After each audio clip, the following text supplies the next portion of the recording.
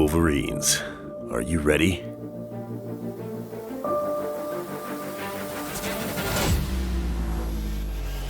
Dig your claws into a podcast that only bleeds green. UVU sports news, stats, and more with exclusive interviews.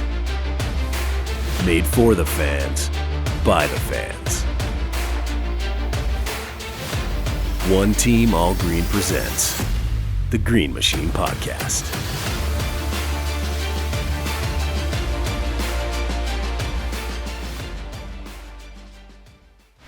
Hey everybody, welcome to this special edition of the Green Machine Podcast via One Team All Green. It is a beautiful Tuesday morning here in Utah. It's Wednesday, so I hope that it's still beautiful tomorrow as well. But we've got a very special guest with us today. We've got former UVU guard Jordan Poydras joining us on the Green Machine Podcast. Gentlemen, how are y'all doing today? Great. I'm great. It's good. It's a weird day. I'm not going to lie. I'm not going to fluff it up like these two guys. It's a weird day. It started off weird. Coming back from Memorial Day weekend, it's like, I don't know. It's tough to get back in the groove, but I mean, I'm good overall. So Definitely. With quarantine, like also still like just ending, it's like, oh, you know, like, or not ending, but you know, like having quarantine, like start to open back up. And then the Memorial Day too, it's on top of it, definitely does feel like a weird time for sure. Ty, how's your morning going? Oh, it's going great. Breakfast wasn't sitting too well with me there for a second, but we're good now, all better. So I'm feeling great. I'm excited to be chatting with all you fellas. Now, Jordan, you're out in Minnesota right now, That's right. Minneapolis. You said things are kind of loosening up. What's it like out there? So yeah, we're on phase one of like a multi-phase reopen. Really, I think the governor's handled it like, you know, to the best of his ability. It's been, we were one of the first states to kind of like start shutting things down when things start to get shut down. So on the reopen, what do we have open? You know, still essential places you can go, but the governor just passed a ruling that is if you're indoors, you have to wear a mask. It's mandated. You have to wear a mask. So I don't usually wear a mask, and not because I'm not completely invested in what's going on. Just, I don't know. I just haven't really. I had one, just didn't wear it. But now, if the rule is I have to wear it when I go inside, that's just what it is, and I'm following the rules. So That's cool. yeah, Great. Being a good team For the player, record, though. I haven't worn a mask either a lot of time, but like you said, there's some places now, like stores wise in Utah, even though we're in the yellow phase, that have like mandated that you can't enter their store without wearing a mask. So It's one of those, sometimes you got to bite the bullet and just do what, you know, is asked, especially even though maybe you don't agree with it necessarily, you know, that's just part of the way things are right now. So exactly. And it's like if I didn't want to follow those rules, I can go to a different store. Super simple. You know what I mean? Like that. Like the rules are pretty easy, standard. Like you can come in if you wear a mask. If you don't, go someplace else. Fair. Got it. All right. Everybody knows Jordan Poydras for 2 years at UVU. We kind of talked about it a little bit off the air, but you kind of had like a crazy journey to UVU. And I feel like kind of in that early Pope days, you know, 15, 16, 17, there was so many transfers and so many like grad transfers. There's just a lot going on. Can you walk us through, like, how did you end up at UVU and how did you end up getting tied to Utah of all places? Yeah, definitely. Great question, because it still makes me laugh to this day. This is a true story right here. Okay, so this is what happened. On Mother's Day, I had announced that I was transferring. I probably a week before Mother's Day, I announced that I was transferring. And within like 10 minutes, I got an offer from South Dakota State. They called me right away. It was like, hey, we want you to come play for us. And I visited that next weekend. And I loved it, and I was going there. I was going to South Dakota State. And about a week later, Coach Figure called me. And I didn't answer for whatever reason. I think I might have been asleep. And he left a voicemail, and he said, this is Cody Figure. I'm calling from Utah Valley University. And even more crazy, a year and a half before that, my parents had lived in Utah. They lived in South Jordan, okay? And I flew out there to spend Christmas with them. It's like in the middle of my season at St. Cloud. And I hadn't really thought about transferring yet, but it was like, you know, it was like maybe I would. And so I flew out there. I flew out to South Jordan, And I was looking at my friend who played at North Dakota State. I was looking at their schedule. And I looked at their schedule and I was like, no way, my friend is in Utah right now. So I didn't tell him or anything, but I went to Utah Valley University and watched North Dakota State play UVU. And this is when Hunsaker was still the coach. There was nobody in the crowd. It was an awful environment to watch a basketball game. And, I was a D2 player at the time, and I said that our fans are better than theirs. It was horrible. It was horrible. And this is a night. It was a really good game. I don't know if you guys remember this. This is a while ago, but Hayes Garrity was on the team, and I really liked. I just liked that he came off the bench and he was just aggressive. So I liked Hayes, and then there was Hunsaker's son. He played really well. Holton, yeah. And then there was like a skirmish or something where like guys got ejected, and then that same year was the North Dakota or New Mexico State UVU fight. Okay, so it's like all of a sudden I'm like wrapped in this Utah Valley stuff. Didn't even know how I got there. I just happened to go to a game, at Utah Valley. It was crazy. And so I had known about Utah Valley at the time, but when Figure called me, I thought it was the same staff. I didn't know who it was. I didn't know that Mark Pope had taken over. And I said to my friend that was in the car with me, I said, I'm never going to Utah Valley University. Like, why did they even call me? It's not going to happen. And then I called. He was like, you should just call them back, see what they're offering and da-da-da-da-da. And so I called, and, Figure was great. And Coach Pope called me a couple of days later. And, he's super energetic and just, great speaker, great, recruiter, whatever you want to call it. That's what he's good at. And so he got me to visit. And I got out there, and I got out to Utah, and more than anything else, I fell in love with like the mountains and the view. And I wanted, as a senior, so I just wanted my last year to be in a pretty place. And so I got out there, and I remember, Coach Pope, he kind of showed me the roster and who I'd be playing with. And I remember on the team it was Hayes I would have been playing with, Zach Nelson. And he had just recruited Telly Davenport. And I was like, okay, I can win with these guys. Like, I fully believe I can win with just this team right here. And I ended up signing on my visit because I was fully confident that, I could win with those guys. Like, I told Coach Pope on my visit too that I was very specific. I was like, hey, I just want to come and like play with guys that want to win. And we played together. And it was a competitive open gym. And I remember it wasn't the best players. It wasn't. I visited lots of other, like, even through all this, like, nobody really knows this. Coach Shire from Duke had called me, and he said, he's like, hey, we don't have a scholarship for you, but if you don't have any place to go at the end of this, like, we would love to have you. And so I was hearing from big schools too, because they thought that I was a grad transfer so I could play right away. And then most schools they would call and they'd find out that I had to sit a year, and they were like, hey, we don't want to scholarship you for 2 years when you can only play one. And I understood that. But Utah Valley offered me.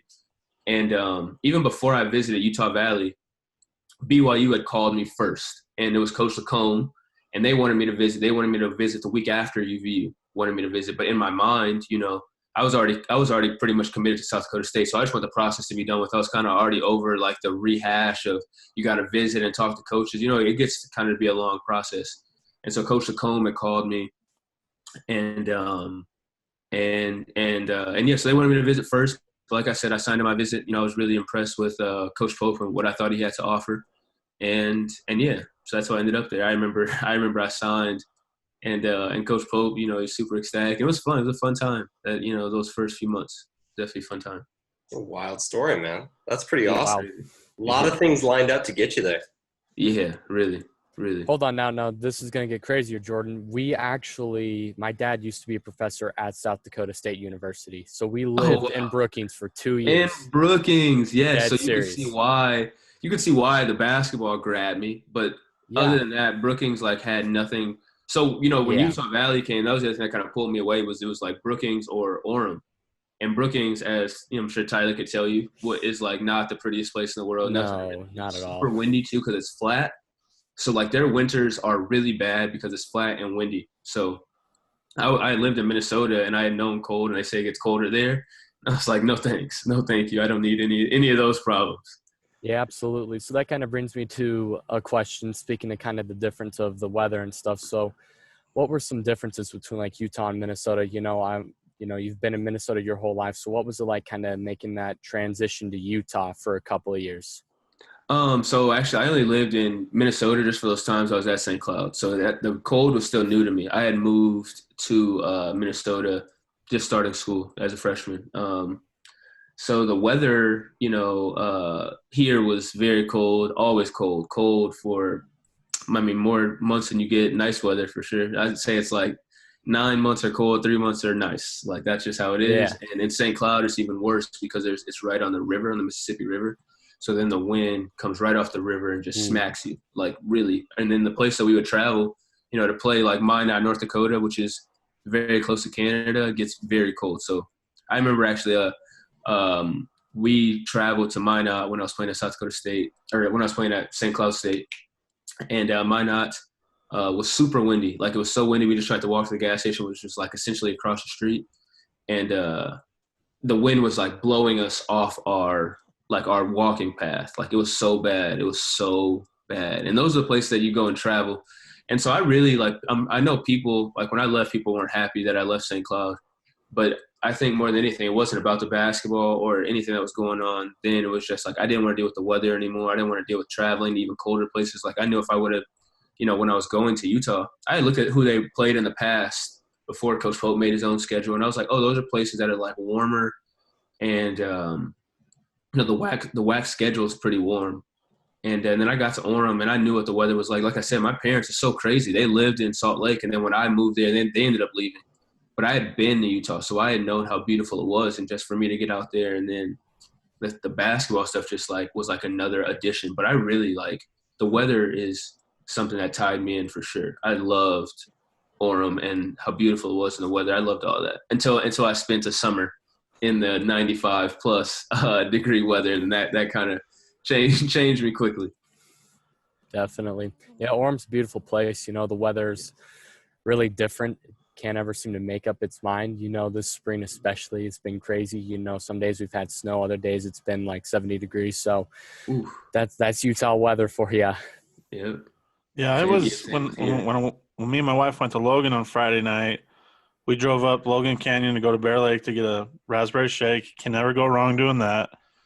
But the next morning we woke up and the snow was down to like I don't even know what that, like the canal level. It was crazy how different it changes. And then this weekend it's supposed to be in the 90s. So it's like, yeah, it's kind of crazy. Make up your mind. Make up your mind is right. Hey, did you know that I had, when Jordan, right after you guys signed, you and I think it was it Andrew, was it Bastian? Yeah. And it was either Brandon or it was Trey Young that we had that class with Hank McIntyre right off the get-go. Yep. When you guys started. Walked in, I was like, you're one of the new recruits, aren't you? That was awesome. Good times. Yeah, those were good times. I remember, too, I had told you about the practice facility being built, and you were like, nah, I don't know about the practice facility. You remember that? I do remember that. And a couple years later, I ate my word, so we're good. Yeah, it's crazy. Coach Pope got moving very quickly with that. Yeah. Hey, so I wanted to ask you, you had to sit a year. And I think you told me in the documentary when we talked about the BYU game when you played and you beat them the next year. What were your thoughts as you sat on that bench kind of watching these guys play, prepping yourself for the final year that you got to play there? Yeah, it was great because half our team was redshirts, it felt like. Like Zach had broke his leg or something that year. Yep. Brandon was a redshirt. He came in with me. Telly was a redshirt. I think there was us three in the bench every game. So it wasn't – I think a lot of people are redshirts and it's like just them or somebody else. But we had like a team of redshirts, So it was an interesting time. Like I think that we watched a lot of games like, oh, man, we're going to smack them. Or like, they have no idea who's sitting over here. Like they think this is the Utah Valley of old. And it's like, we have some really good players over here. And so I think just like mentally preparing ourselves, and then it helped that we had guys from Utah come over and play, and then guys from BYU or Weaver. So we knew where we were at. Like they would come over, and I know I'm sure we'll get to this later, but we would smack those BYU dudes in open gyms all the time. Like they would leave mad, So we knew going into the game, like we're gonna work these dudes. We've been working them all summer. We're gonna work them again today. Like it was no different. Like the only people that were surprised about that game were people that weren't in there. Like I think it had gotten so bad, Rose had told them to stop coming. I'm pretty sure that's what happened. I don't know if that's the truth, but I'm pretty sure they stopped coming at a point. Like they would come and then they stopped. Like it was ended. Jabari Parker came one of those times, right? He did. I was there. I watched Jabari play. That was pretty cool. Mm-hmm. Dude, okay, so some of those rumors came out that there was open gyms, right? So a few people kind of like in the know were listening. I remember the rumors were like, hey, like Utah's coming down, BYU's coming down, and it's not like it's not what you think. Like that, like this, because everybody was so excited. I remember being like, okay, Jordan's on the bench, Brand's on the bench, Telly's on the bench, and it's the worst as a fan sitting there watching and being like, man, like that's so much talent. Like I wish this game could shift. I wish these guys could play. Like your frustration must have been through the roof. Just like sitting there watching the scores, like, you know, and you can't do anything, right? Like you just got to be the hype man. From that season 2015-16 to 2016-17, what were the biggest changes apart from just like players coming in? Was there anything that kind of changed? You know, I mean, because it was getting bounced in the first round of the WAC to going all the way to the finals, and then kind of making a CBI appearance, making it all the way to the end of that. Like, what was that difference? What was that change for you? So first off, like hats off to that first team that Coach Pope had, because those dudes were fighters. Like, man, I think they beat Weaver. It was a really good team that year. They almost stayed at home. Didn't they? They almost beat New Mexico State at home with Pascal Siakam. Yeah, they had a lead at halftime. They could have won the game. Well, you remember that New Mexico State game? Sorry, when New Mexico State, like they were leading, UVU was leading late in that game, and then New Mexico State decided to hit the offensive boards hard, and it changed. That's what changed the game. But yeah, I agree with you. Those guys were fighters on that 2015-16. And I have a lot of respect for them. And I don't know if, like those guys know that, but it was such an interesting year because we'd have practices that were like muddied with a lot of stuff that was kind of like going on. And I think those guys were, they were in the middle of their season, but I think that they knew Coach Pope was bringing in a whole new team. So then we had this redshirt team that couldn't play for a year that was going at the guys that were playing. And we would, I guess you could say we kind of take it personal because it's like we can't even play and we're like kicking you guys' butts every day. And then I don't know. So it was a weird year for me because I always prayed for a D1 experience, and I got all of that. Like in the 2 seasons I was there, like I saw everything, like stuff that I never thought I would see. And it was so interesting for me. And I've taken what I've learned now and, put that into my life, and it's special. But so from the 2015 to 2016 teams, I think there was like I think that 15 team had a lot more continuity than we had, and we were much more talented. Like those guys, I think they knew they had to play together to win. And I think our team was just more like talented. I don't know if that makes sense, but I think that like a big difference. Could you kind of walk us through, so that team, right? That 16-17 team, you guys come out hot, right? That big win over Denver, like that big like overtime win over Denver, beating BYU, I was in the stands, and I've told the story a million times. I was sitting there, lower bowl, and I was screaming as loud as I could. And I knew all of you guys, like we'd met on campus, we all kind of interacted through like UVU athletics. And like, dude, somebody threw a bottle at the back of my buddy's head, like hit him in the back of the head. Like we had people like turning around yelling at us, and like the whole time, like we knew your names. So we're like, yeah, get him, Jordan. Yeah, like hit that 3, Brandon. Brandon Banks in that 3. And people are just so mad at us, and we were so stoked. Kind of walk us through, like, what was that like? Because that season, I think you ended at 500, right? Like, big wins at BYU, and then so close at Utah. Kind of, like, walk us through. How'd that season go down? What did it feel like? I think that was that year. Like, I just look back on it, and I'm sure everybody that was a part of that, really you guys included, it was a disappointment, honestly. Like, I look back on that, and it was so disappointing. Like, we had some really big wins, and that was great. But I think as a competitor, you know what the level of talent is like. Like, we lost to Chicago State that year. Wasn't a good team. And then, we came back down from 27, in a game. And I think that shows how talented we were. We went to New Mexico State and beat them. That team almost competed. They almost won a tournament game. We went there, and that was another game too. We walked in that game full confidence. Like, we knew how good we were. We went there, and that game had started to be a blowout. I think they started to come back at the end, but we were up by like 15 or 16 in the second half. And So, and as far as the BYU game, like I said, like we knew we were going to beat them. Like if it was a blowout or a close game, we knew what was going down that day. And so I'm trying to think the other games. Utah, again, like they had come and played with us, so we knew the talent that we had playing them, and we let that one get away at the end. We lost to Bakersfield all 3 times, and I think Bakersfield is a great ruler stick for our season. And I'll say this, like those guys, like I just when you go around and you're doing all this stuff I ended up bumping into a couple Bakersfield players since we played them.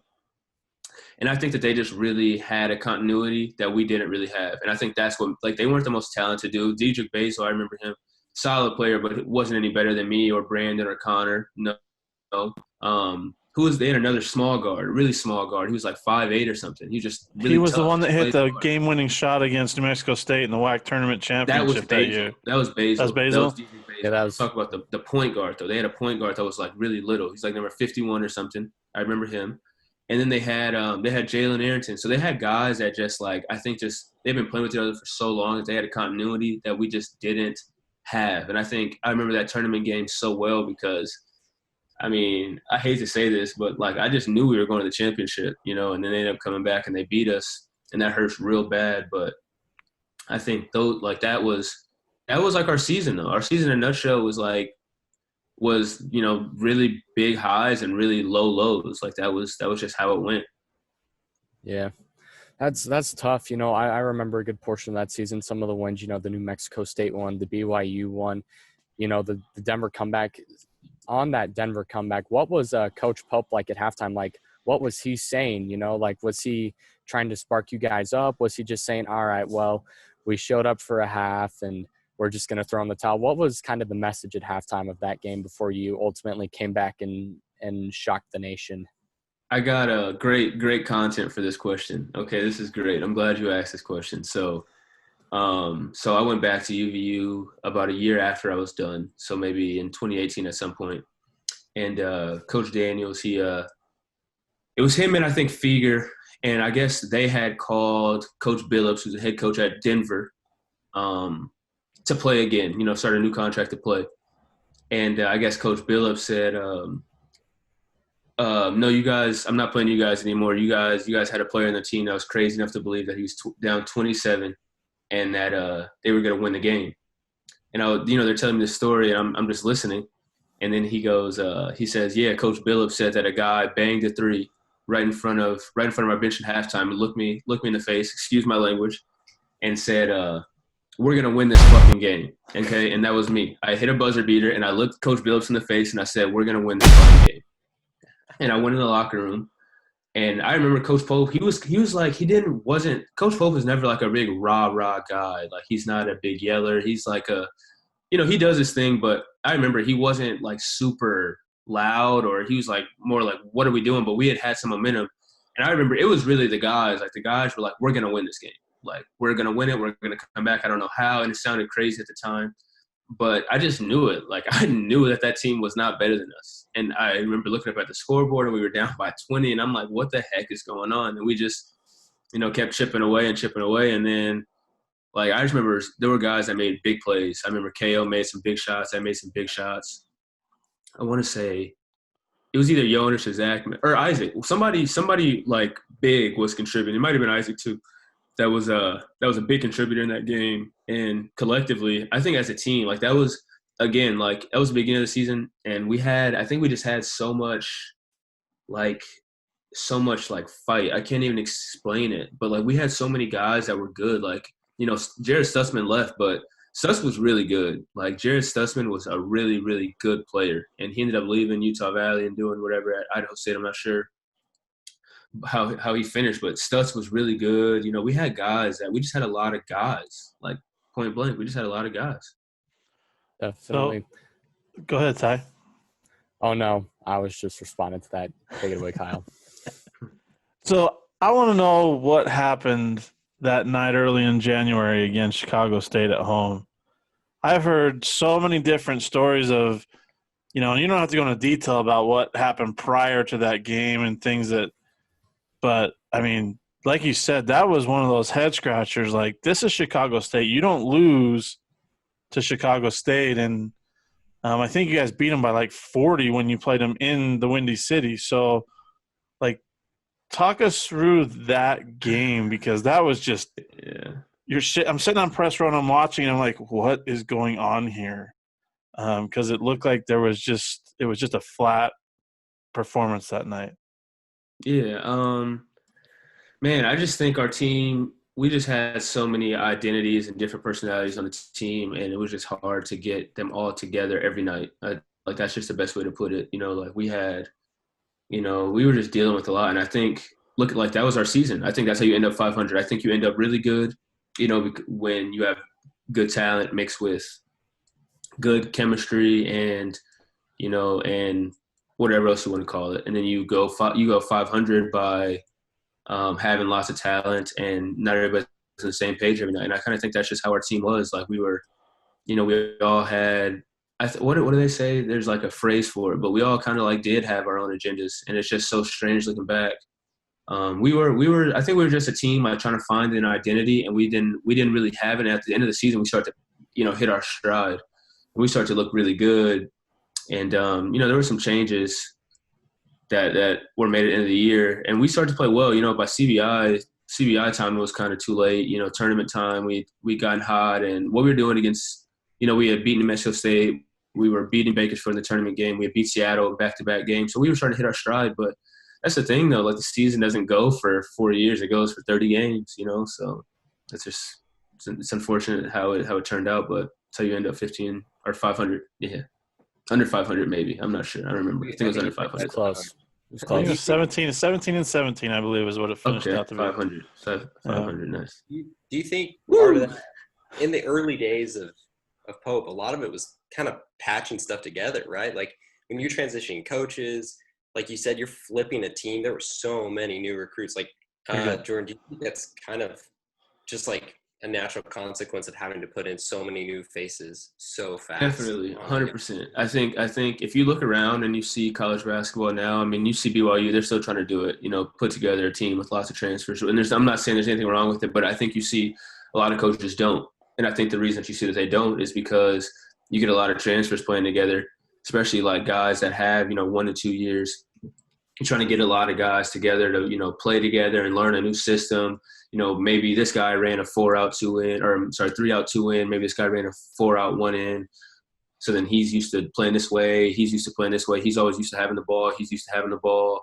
And I think all that, like in a season, like I think that's where we started to hit our stride at the end of the year. Unfortunately, we had seniors that didn't have another year back, but I think that's why it just took us a long time to kind of hit that stride and like find that gear for sure. Like, if I were ever to, recruit as a college coach, like, it would be a lot more to me about, like the kind of character or people that you're bringing in, or like the kind of players that you're bringing in, just because it is so hard to bring in so many transfers all at one time, for sure. I think that's a very, very hard thing to do. So I think, hats off to Coach Pope and what he was able to accomplish. I haven't seen Coach Pope in a while, but if I do, I would tell him,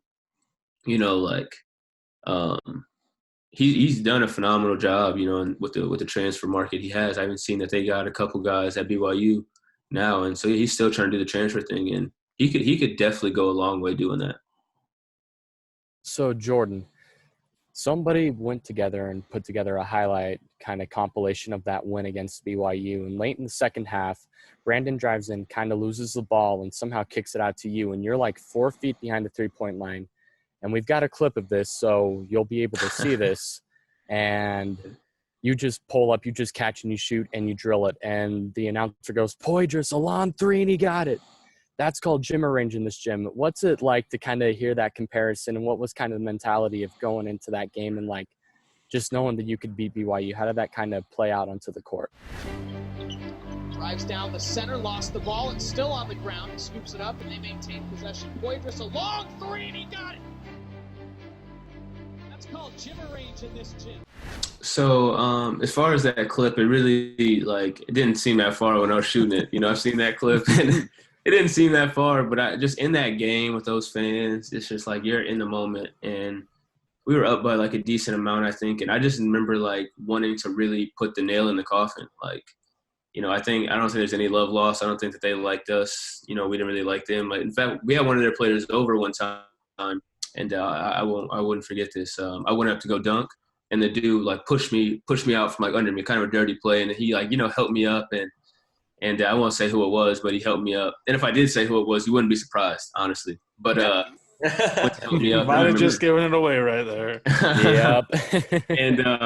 and Coach Polk, I remember him telling him like if you ever did that again, he wouldn't be welcome. And so we didn't really have a lot of love for those dudes. So I remember looking up at the score and seeing that we were up by whatever we were up by, and I was like, it's not enough. It's not enough. Like I really want to put it to those guys. And the fact that I'm telling you, I don't even remember scoring 114 points. And I know everybody makes a big thing out of us making a lot of threes that game, but we made a lot of threes in a lot of games. Like that wasn't – and they're like, everybody says, oh, well, they got lucky because we got hot. I just wish that we had cameras for all those times that they came over and would play us. Like we were not afraid of them. And, I think I've heard some rumors too. Like they didn't even have a walkthrough. Like Rose had canceled walkthrough on that day. He was like, we don't have to have a walkthrough for UVU. Yeah, crazy stuff.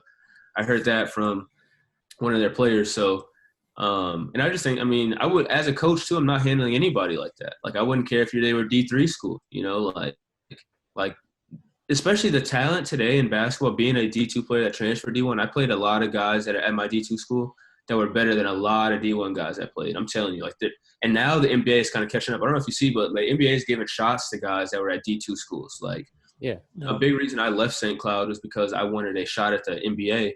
And they weren't giving those opportunities out to D2 dudes. Now D2 people are like guys are on the cusp of like a small D1 and D2. I am so hard and strong on go D2. Like just go dominate. Go dominate D2, stand out, and you'll get a great shot. Coach probably lets you do exactly what you want to do. Where at a D1, it's a lot of things are thrown in there. There's politics, there's whatever the coach is trying to make happen. There's a lot of stuff going on at D1s where D2 are more like, we're just trying to win. However we win, we're good. Where D1 is like, there's money involved, tournaments involved. There's a lot going on at D1. So, yeah, I don't know if I answered your question correctly, but yeah, that was a good answer. Still a good answer. Good, okay. The best part about that BYU game, at least going back when I did my documentary for my capstone, was some of the video. A lot of video clips I got from BYU had Greg Wrubell's call on it. So it was just great to hear him so high.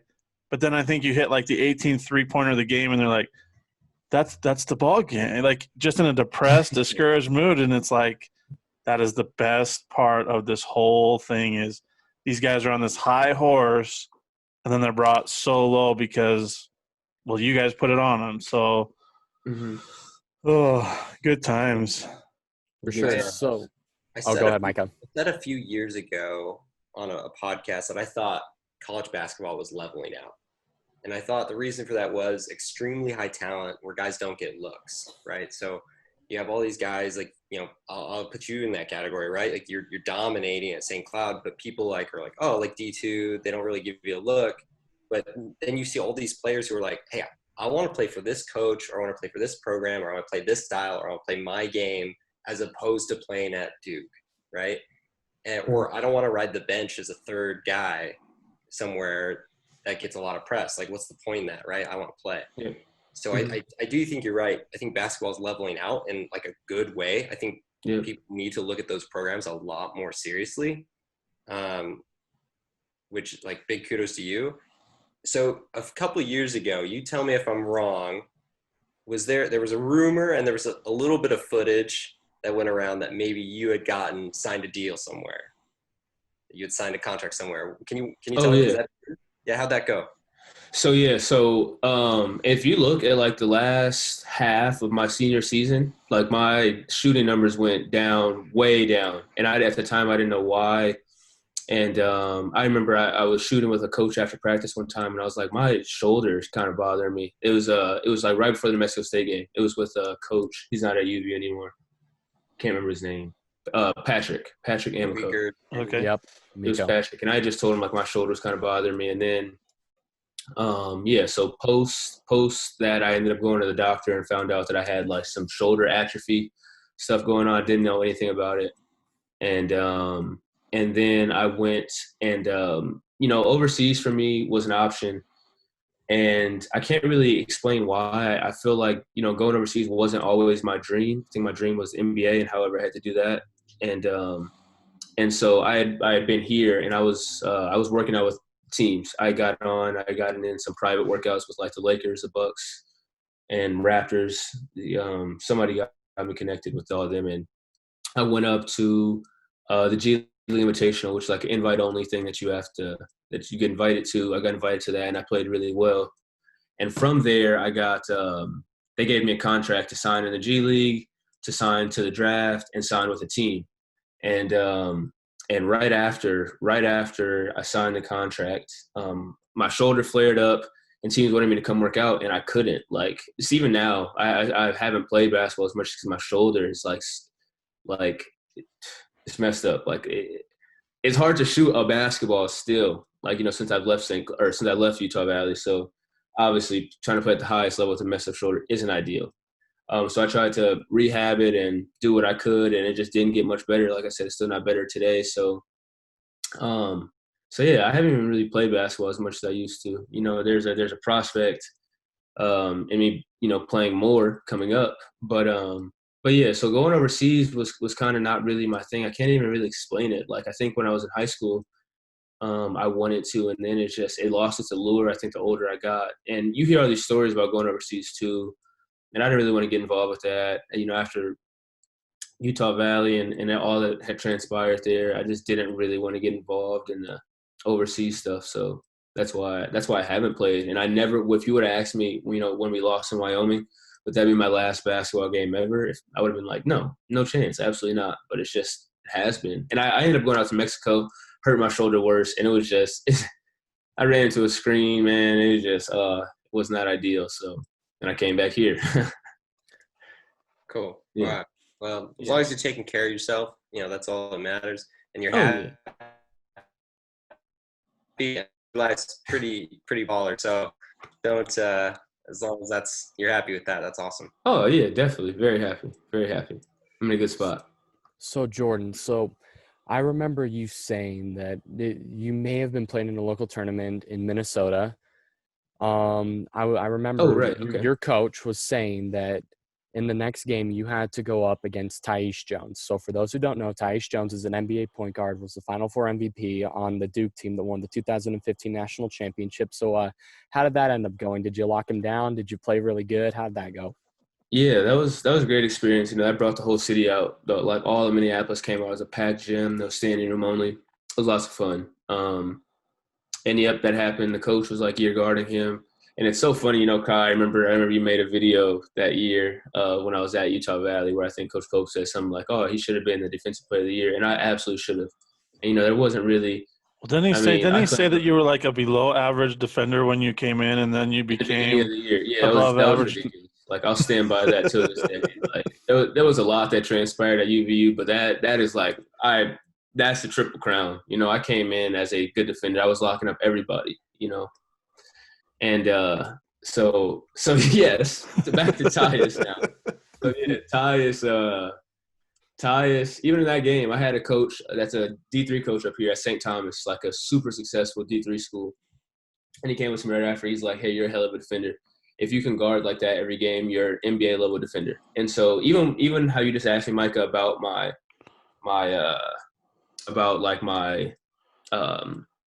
professional career after UVU. So I gone to the Lakers workout right after I was at UVU. Played really well. Like, had one of those days where, like, you just you could throw a rock in the ocean, like, just not missing. Like, hey, I'm shooting it from here, it's going in. I just knew it. And actually, I met Mark Madsen that day. Also, a crazy story. I met Coach Madsen that day. He came up to me and asked like where I play, and I told him I played at Utah Valley, and he was super, super like respectful to me. And obviously, we didn't know that he was going to be the coach at the place I was just at those years ago. But he was super nice. And so that's all I know about Mark Madsen. It was that he was super respectful of me. And everybody in the Lakers organization treated me with respect that day. So I've lost respect for them. And a coach that they had working at the time, I was defending. Oh, sorry. One sec, guys. My computer's light just came on that I got to charge it. Give me 1 sec. Sorry. Nice. So one of their coaches came up to me and he said something similar like, hey, all our coaches here are talking about you, like, and we like you. And I had an overseas offer pending at that time. And this is exactly what happened with my freshman career. Now that I'm thinking about it. So what happened was I had gotten an offer, and overseas teams want to know like right away. And this is like right when I touched down in LA. So I had known that the Lakers were kind of interested. I mean, I was invited to that thing. And I went up there, was guarding everybody 94 feet, and played really well. And we had like a break time. And in the break time, where the coach came up to me and he said, hey, you know, all these guys are talking about you. They really like you. And I said, hey, this is kind of my situation. Like, I just got an offer from a team overseas, but I want to stay here. Like, I would love to be, you know, like in the G League. And he said, with the way you defend and how hard you play, like, I would look at staying here. And then that offer ended up going away because I was waiting too long. And I ended up getting an offer later. But, you know, I expected, like, many more to come in, and they just didn't in that season. So I was like, okay, I'm taking this time off. You know, I'm fine rehabbing my shoulder. And then it just never got better. But so that's what happened with that. And so then you go to, like, the Tyus thing. And Tyus, I guarded him one. Like I said, that coach came up and said, you can guard at the NBA level. And so that was lots of fun. And then Tyus, you guard some guys, and they're, like, mad. Sorry, I got to plug this in. Sorry. Man, I have a lot of respect for Tyus because – sorry, guys. I have a lot of respect for Tyus because a lot of guys, you guard them, and, you know, you're tough with them, and they're mad about that. You know, they're like, oh, like, don't touch me, bro. But, bro, this is basketball. Like, this is not supposed to be easy. And Tyus respects that. You know, I see Tyus now, and Tyus come up to me and, like, ask me how I'm doing.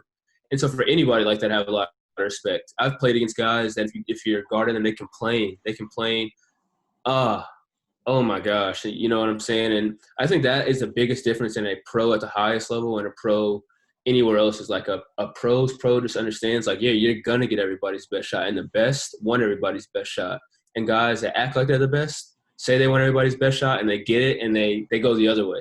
And seeing both sides of that, seeing guys that are super talented and want the guys to guard them hard, and then seeing guys that are super talented and aren't, you know, it's an interesting thing. And so I have a lot of respect for Tyus. Like, I'm sure, you know, Tyus doesn't know that, but lots of respect because he could come, you know, to a pro-am in his city and be like, oh, like, I just want to come and score 50. Like, you're not going to let me score 50? And Tyus was like, no, I want to earn it. And I think he ended up having like 20 or something, but I'd say like 5 of them were on me. No more than 5. Nice. Nice. That's incredible. Yeah, so fun. I want to go back to being recruited to to Utah Valley. Did you know that Cody Feger was a Packers fan when he recruited you? And was that a connection that, you know, was that happened when you got here, or is that something that he actually talked to you about? I think it was because I knew he was from Milwaukee. So I think I saw when the number called me that it was a Milwaukee number. I'm pretty sure he saw his Milwaukee number. So I had known he was from Wisconsin. And, yeah, we had to have talked about it because I think he had known I went to high school in De Pere. So I'm sure we talked about it, but I definitely wasn't like, oh, Packer fan, I'm going, you know. I had another question for you. I lost it, though. Never mind. All good, yeah. I got one for you. So out of us three, me, Kyle, and Micah, who was the biggest UVU basketball fan in those 2 years that you were there?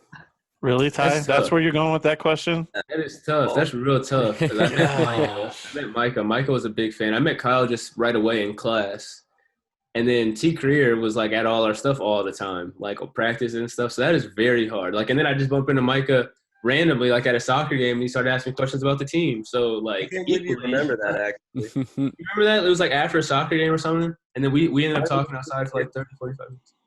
Huh? Oh, dude, I remember very specifically I asked you about the next BYU game, and you're like, oh, we're going to win by – oh, shoot. Oh, it was the next – that's what it was. It was the next game where you couldn't play, so you're still redshirting. And you're like, they're going to win by 10. And I was like, oh, that's close. And you're like, 10's a blowout. And I was like, yeah, all right, my bad. Wait, that we were going to win by 10 or BYU was going to win by 10? I could have swore you said we were going to lose, but it was before you could play. So it was like the redshirt game. I was very wrong. Was I wrong. I remember that game. Oof. That was a butt kicking. A rough game. That was a butt kicking. What did you – I mean, maybe we've kind of talked about it. What did you take away the most from your time at Utah Valley, you know, from school, you know, daily life, basketball, all of it? Yeah, I mean, Utah just taught me a lot of life lessons, like basketball, inside basketball, outside basketball. I learned a lot about myself in that time. I learned a lot about people. When I left Utah, I was going through a lot. Like I had a lot going on just in my life. I had to figure out, kind of basketball, where I was going to be. I had some stuff going on, like with some family stuff that was crazy, crazy time for me. So what I took away was just, I think Utah at the end of that time, like Utah grew me up. Like Utah made me a man. Like I had to be a man very quickly. And so I look back at that time and like Utah was like special in my heart because I think I went from growing, into being like a college boy to like a man, in a year and a half stint.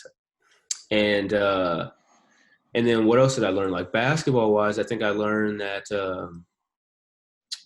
I think I just learned that like talent and like coaching and having a team is not an easy thing. Like I came from a guy that was a 20-year coach at St. Cloud State, where I think he built his whole program on culture.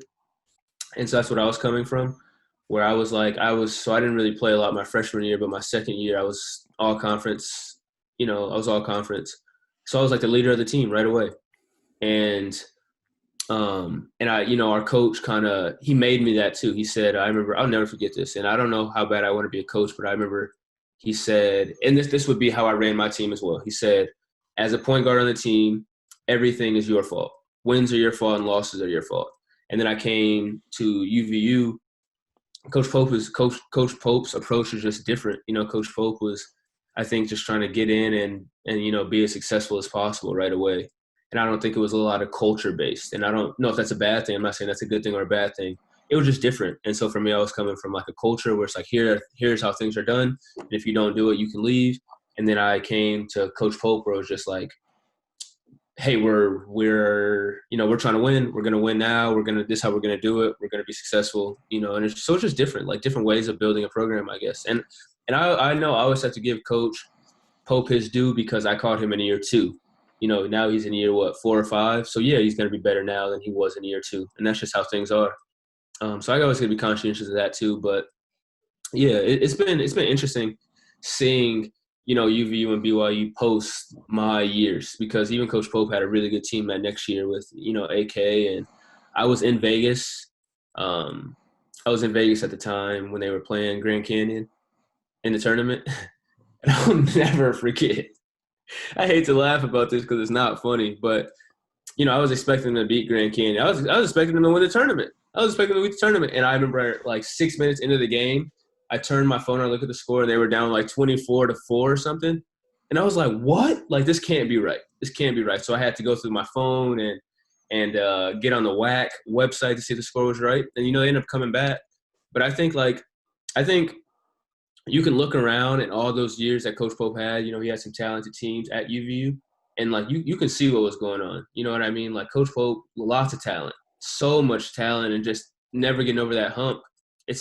And then it's crazy. This year, I thought that the team that Coach Pope had at BYU was a Sweet 16 to Elite 8 team. I'm telling you, with the draw they were going to get, that team could have beat some guys, okay? Like, that St. Mary's game that they ended up losing, they played great. I mean, at the end of the game, they kind of lost it. But if I was a betting guy, and I am occasionally, I would have bet on that BYU team to go far, like, because they make shots. They had a point guard that was really good.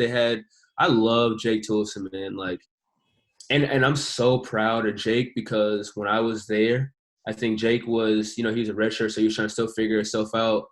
And then just like the way I could see that he led a team. Like, I think he was a leader on that BYU team, and I love seeing that. So it's been interesting. I'm telling you, like, watching this as not even like a basketball player anymore, just watching as a spectator to all that's going on in college basketball in these years. It's been a special time, for real. Is it kind of strange for you? First off, I love what you're saying, right? Culture over talent, right? But is it a little weird seeing the whole coaching staff and a bunch of players move over to BYU? It's a great question. That kind of a shock or anything to you? Not a shock, man. I mean, and like, if we're being honest, I remember I saw a tweet from somebody at UVU that said, Uh, so funny, man. Somebody said, if you think Coach Pope is going to BYU, I'll bet you $1,000 or something. And I was like, you guys don't know Coach Pope, then. Y'all don't know. Y'all do not know. That you know what? I don't think I ever said bet $1,000, but I was one of those people that always said that he was staying at UVU. It wasn't you. It was a guy. Maybe is there a Drew Scholl? Maybe it was him. He was in the marketing department. Yeah. Oh boy. Yeah, I think that was him, and he said, "I got $1,000," and I was like, "Y'all clearly don't know who Coach Pope is, but man, that guy's a competitor, and I think if he could get a better place to play against better people and get better players, he was going to do it, you know." So I think him seeing the guys transfer back and forth from UVU to BYU, I mean, it's a good connection. You know, hopefully they keep it up. I don't think it's weird. Weird wouldn't be the word. I don't think there's anything wrong with it. Like, some guys are going to go to BYU and not want to leave their houses, you know, to be able to stay in the same place and go to UVU and, you know, have less of an honor code, and that's going to be how that is. And then there's going to be, you know, guys that see the potential and go into a bigger school, and they'll go from UVU to BYU. It's just going to be how it is. I think that's going to happen too. I don't know. Go ahead. It's interesting that I think Pope changed that dynamic when he came over to Utah Valley from BYU, because you didn't really see that before with guys transferring from BYU to Utah Valley or Utah Valley to BYU. Oh, yeah, definitely did that. Mm-hmm. And now you see it almost every year. At least one guy transfers either way. I think he really changed that dynamic by doing that. And in all reality, it's created an awesome kind of culture in the Valley with that, because – you know, guys want to go back and beat their old school, or guys want to – I mean, it's been kind of cool for Utah Valley and BYU in my opinion. I was bugged that they didn't play this year. I think somebody on one end was scared. I don't know who. Somebody was scared, though. And I'd love to know why Coach Pope wouldn't want to play his guys at, you know – I think I saw those guys go and compete against Kentucky. And it would have been, you know, different – Kentucky and BYU, different levels of relationships. So, you know, BYU could have come to that game and been like, I'm going to kill these guys, versus Kentucky going to the game like, this is just another game we play. And but yeah, I was really sad that those guys that were at UVU this year didn't get a shot to play Coach Pope, who just left. You know, like there is no place for that in college basketball. I feel like that should be a mandatory on the schedule game. Like, you just left us. You left us and went 15 minutes away. Like, you got to give me my shot to show you what you left. But yeah, that's just me.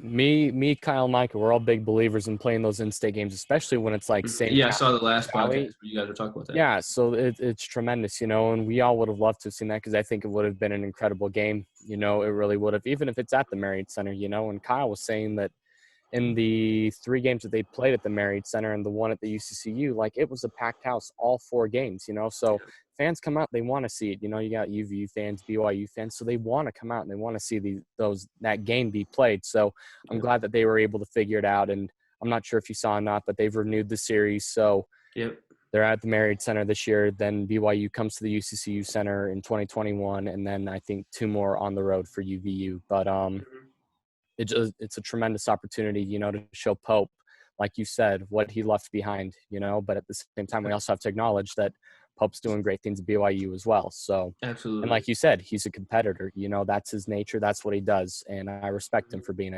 a competitor. Oh, yeah. Well, guys, any last questions for Jordan Poydras? All right. One last small one. What do you got, Micah? How's your blog going? Because I was reading it and learning all about love. Interesting. Yeah, that was an interesting time too. Like, so, you know, in that time I was working, I was just like experimenting with some stuff too. I was like, I just talked about, you know, my life and what was going on in my life. And I've even thought about bringing that back. Like, I got new stories, you know, always full of stories, but yeah, I haven't really felt like even when I was doing those, I just told myself I would never force myself to sit down and write and be like, I'm a writer. Like, I'll just write if I feel the urge or like felt like compelled to do it. And I was just going through a season where I felt compelled to do that. And yeah, I know one day I'll bring that back, but I'm actually working on something right now. Shout out to my boy, by the way, Ryan Boswell. I know, I don't know if he still works at Utah Valley. Does he? Okay. Yep. Yeah. So shout out to him. I know it's his birthday today. But I don't remember why I was bringing him up, but he was going to be tied in to something I know what I was going to say. So yes, I'm currently working on something where it'll be a really good opportunity. It'd be a really good opportunity for all parties involved if I were to get it. And then I probably wouldn't be doing any more blogs. I'd probably be too out there to be writing about my love life, if you want to call it that. So yeah, we'll see. But yeah, it's an interesting time, like just trying to figure out exactly what you want to do post college. So that was just me experimenting, and I had a lot of positive feedback on it, so I kept doing it. And then I got to the point, like I said, where it just seemed like I wasn't like compelled to do it. It was just something that I would be like forcing myself to do, and I just didn't want to force it anymore. Yeah. Well, It's tough for me. Jordan, we appreciate you coming on. If you want to follow Jordan, Loved it. at JPTray10 on Twitter, go follow him. Good stuff. Former UVU men's basketball player. For the rest of us, follow us on One Team All Green. Subscribe to our YouTube channel so you don't miss out on any of the episodes. Instagram, Twitter, we're at One Team All Green. Tyler, Micah, Jordan, any last words? Love you guys, man. You guys are doing great. I've checked out a couple other podcasts, and you guys are One Team All Green. Just following the page. And love what you guys are doing, man. Keep it up. Keep up the hard work. And I appreciate you guys having me on. And I really mean that. Like, I appreciate that you guys reached out to me and asked. So yeah, thanks, guys. Thank you. Absolutely. Thanks, Jordan. All right. Tyler, give us your signature sound off. Oh, Go Wolverines, baby. Hold on. Let me get a quick picture of you guys, man. I definitely enjoyed this. All right. Oh yeah, T. Craig. Smile for the camera. Do it. Let's go. Go Wolverines, baby. Let's go. Big time.